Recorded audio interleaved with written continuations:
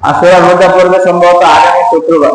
তো বৃহস্পতিবার দিবাগত রাত্রে খাওয়া লাগবে, সেহরি খাওয়া লাগবে, আর শুক্রবার দিন রোজা রাখা লাগবে।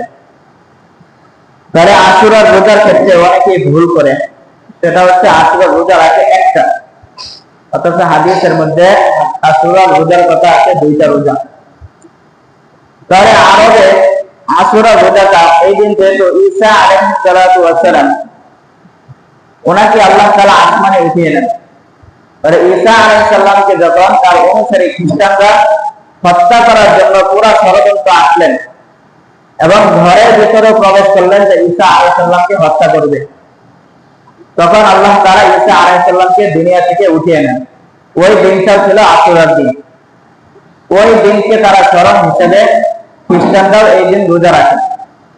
তাহলে আল্লাহ রাসূল সাল্লাল্লাহু আলাইহি ওয়াসাল্লাম যখন আশুরার রোজার আদেশ দিলেন, সাহাবায়ে কেরামদেরকে বললেন, তখন সাহাবায়ে কেরাম বললেন যে হে আল্লাহর রাসূল, এই দিন তো খ্রিস্টানরা রোজা রাখেন, যে আমরা যে আশুরার দিন রোজা রাখি খ্রিস্টানরা তো রোজা রাখেন।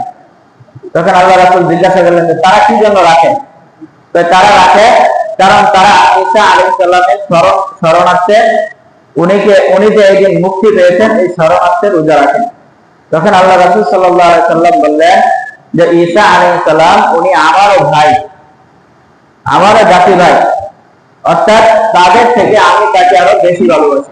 অতএব তোমরা আগামী বছর থেকে আমরা সকলে আশুরার রোজা রাখবো দুইটা করে, অর্থাৎ 10 তারিখে হচ্ছে আশুরা, আশুরার আগে একদিন, 10 তারিখের আগে একদিন অথবা পরের একদিন, মানে 10 তারিখ ঠিক রেখে আগে পরে একদিন রেখে 2 দিন করা।